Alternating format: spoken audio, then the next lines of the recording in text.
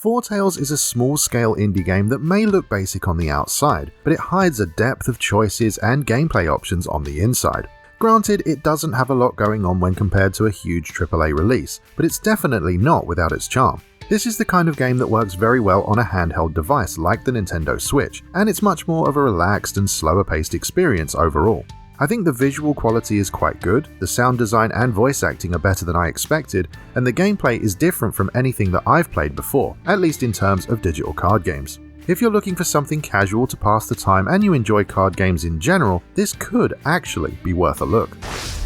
So what is Foretales? Well, it's a narrative-driven single-player card game that combines elements from board games, visual novels, real-life choose-your-own-adventure books, and even Dungeons & Dragons. At the beginning of the game, you play as a pair of anthropomorphized characters, Volpane the Crow and Leo the Tiger. Over the course of the game, the party will change as the story dictates, with some characters leaving for a while and new ones joining later on. At a certain point in the story, you'll be able to choose who you want to bring along for specific quests, allowing you to effectively select your playstyle. Some of the characters are better at fighting, some of them are better at stealth, and some excel in persuasion. There are many ways to win a battle and progress the game, and as such, getting into a fight isn't always a good idea. In fact, the game warns you about body counts, letting you know that if you kill too many enemies, it can affect the ending and the branching story paths. The entire game is heavily story-driven, so it is quite difficult to explain it or even show it without spoiling something somewhere. With that in mind, I'm only going to show you gameplay from the first hour. The game's set in the strange world of the Hard Republic, and everything relates to a dark prophecy which is supposed to doom the world. You'll be solving mysteries, dealing with nefarious cults, and of course trying to understand and prevent the prophecy from becoming a reality. The first couple of missions are essentially a tutorial which gives you a good understanding of the game's core mechanics. Once you've completed that section, the story really kicks in and brings you to a menu where you can choose your own path. The menu contains both event cards and mission cards. Selecting a mission card will load you into that mission, and this is where you play the actual card game.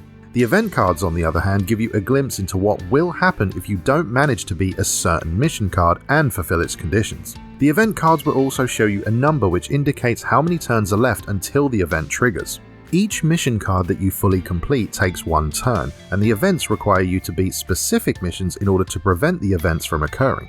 For example, one of your party members could be captured and put in prison. The event card will tell you that he's going to be executed in 2 turns, meaning that you need to finish the mission card that lets you free him before those 2 turns expire. If you die during the mission, it doesn't actually use up a turn and you are allowed to retry it. That said, you can completely ignore this event and the missions surrounding it, instead focusing on other events and using your turns to complete something else. This will of course have consequences, but the game has multiple paths and endings, so that does bode well for replayability. Gameplay-wise, it's advertised officially as a decksploration game. This refers to the in-game mechanic where you turn over cards from a deck and deal with the effects that have been revealed. The game screen looks a little bit complex at first, but it's actually quite simple. The cards at the bottom of the screen in the middle are your characters, and the numbers above them are their maximum health and current health. The cards at the bottom of the screen on the right are your consumables like food or gold, which can be gained through various means and spent over the course of a mission. The cards located at the bottom on the left are your character's skill cards. These are your primary source of interaction and allow you to progress the game state. Once you've used all of your skill cards, you will need to select one of the rest cards which are located on the right. This will restore your skill cards and often requires a cost to do so. On the left, going from the top to the bottom, are the enemy deck, graveyard, and the location deck. The enemy deck and the graveyard are pretty self-explanatory, but the location deck is where the location cards are revealed from. Each one can be interacted with and explored in different ways and are the key to progressing through the story. So as a quick example, an NPC might want you to pay for their information, and that means that you'll need some gold coins. So where do you get the gold coins from? Well, there's a variety of ways depending on who's in your party. You could use one of Volpane's thievery cards on the tavern location card to acquire some gold coins, but you also run the risk of alerting the guards from the enemy deck. You could also use Volpane's eavesdropping skill card on the tavern card to find a location of an orchard. At this point, the tavern card will be discarded and the auction card will take its place. You could then use one of Leo's skill cards to look around the orchard and find some apples, which will be given to you as consumable food cards. You could then use the food cards on the market location card to sell them for the gold coins that you need. And what I've just described there is only a fraction of the possibilities and the methods that are available to you in the game. The further you progress and the more paths you take, the more options that become available to you. As I said before, combat isn't always necessary, but sometimes it may be unavoidable due to some bad luck or due to a mistake you made in a choice that you were given. When combat occurs, everything happens at the same time. Cards have a health number, an attack number, and some even have some special effects. When you've selected your attack, both you and your opponent deal damage simultaneously. This means that if your character has 2 health left and 2 attack power and your opponent has the same, both characters will die when they attack. There are some tricks and skills that you can use in battle as well as some special abilities, but one thing to keep in mind is that you can use your consumables to turn the tide of battle. The enemy force always has an overall morale number which is located to the right of the screen next to the enemy cards. If that number reaches 0, all of the enemies in that specific battle will flee. You can of course just kill the enemies outright to get rid of them and lower their morale at the same time, but as I alluded to earlier, this could be a problem later down the line. Instead, you could bribe them to go away with food, gold, or even use your fame to get them to leave you alone if you've collected enough. You'll often find that certain enemies and boss characters need to be defeated in order to acquire an item that you need to progress. And as you're aware by now, this can be achieved in many different ways and it's virtually all up to you. If you ever happen to get stuck or you aren't sure what you should be doing, the game does feature a hint system to guide you in the right direction. Lastly, the game features an original score by Christoph Herrell, who previously scored classic games such as Rayman and Beyond Good and Evil, as well as narration by Travis Willingham from Critical Role. Foretales is available right now via download for Nintendo Switch and PC, but after doing a little bit of research, it looks like a physical copy for the Nintendo Switch is on the way. It also looks to be roughly the same price for both physical and digital, at least here in the UK. So what did I personally think of the game? Well, frankly, I didn't have high hopes for it at the beginning. I was offered a review code for it out of the blue, I didn't even apply for it, and I do like card games, so, I thought why not give it a try. By the end of my time with it, it became one of those games that I think is far better than most people out there will ever know. It's a much slower game overall, even for a card game, and it almost feels like you're solving puzzles at times. Almost, but not quite. After recording the footage I needed, I found myself sitting on my sofa in the evenings, putting reruns on the TV, and just relaxing with the game on my Switch in handheld mode. Regular viewers of my channel know that I rarely play games on the Switch in handheld mode due to some arthritic conditions in my hands, but because this isn't gameplay intensive, it was actually really easy to deal with. And for those of you who may be wondering, I can use normal controllers like the Pro Controller for the Switch or the DualSense for the PS5 for extended periods of time, but after a while it does start to hurt, unfortunately. I don't know if any of you guys out there play some of those more adult-focused board and card games, but I do, and this game absolutely feels like one of them, which is probably by design.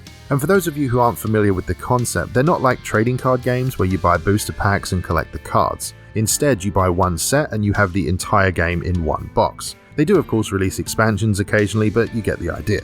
You also play against the game itself a lot of the time by revealing cards from a deck that you then have to deal with. I have a Dark Souls card game like this, a Bloodborne one, a Power Rangers one, and many others which really do remind me of Foretales. Even though these games are getting more popular in real life, it's still very much a niche hobby, and that leads me to believe that this game is absolutely going to be overlooked by a lot of people. It's a game that just doesn't have the reach it needs, but I think that's okay. Very few indie games go on to become mega successful or culturally relevant. And I have to say, I think the quality of Foretales will give it a fighting chance in regards of doing well enough for the developers to at least make some money, so that's great. The artwork is nicely done and it suits the theme very well. It's almost got a Saturday morning cartoon look to it, which I do quite like. It's very sharp and clean looking, plus the backgrounds look great despite being kinda basic. It sounds ridiculous to say, but I swear I can almost feel the warmth of the light streaming across the table's surface. And besides the screen that you're seeing now and the art on the cards themselves, there really isn't anything else to talk about in terms of the visuals. I mean, what more can I realistically say? I just think it looks good overall. The gameplay came as a bit of a surprise to me. I think I was expecting a standard card game that moved you from battle to battle with some loose story threads, but that's not what this is at all. It's far more than that and gives you a good amount of freedom. You aren't simply told that you visited somewhere in the story, you actually visit the location during the gameplay itself. The battles that you fight in are just as important as the choices you make and the exploration you engage with. I really do like the board game nature of the whole thing, the combat works well for what it is, and I thought trying to figure out how best to use your skills and characters was satisfying. The choices you make actually matter and the paths you can take could be drastically different depending on how you play and what you do. So I guess it's not really a card battle game as most games like this tend to be. It's more of an adventure card game and one that I do recommend, assuming of course that you're actually interested in such a thing. In my opinion, Foretales is a relaxing little distraction that's perfect for playing in between bigger releases. It's not full of action, suspense, or intense gameplay, but what it does offer is a well-made game that provides the player with something a little bit different. It looks nice, sounds nice, and the gameplay, while niche, is top tier for its genre, however small that genre may be.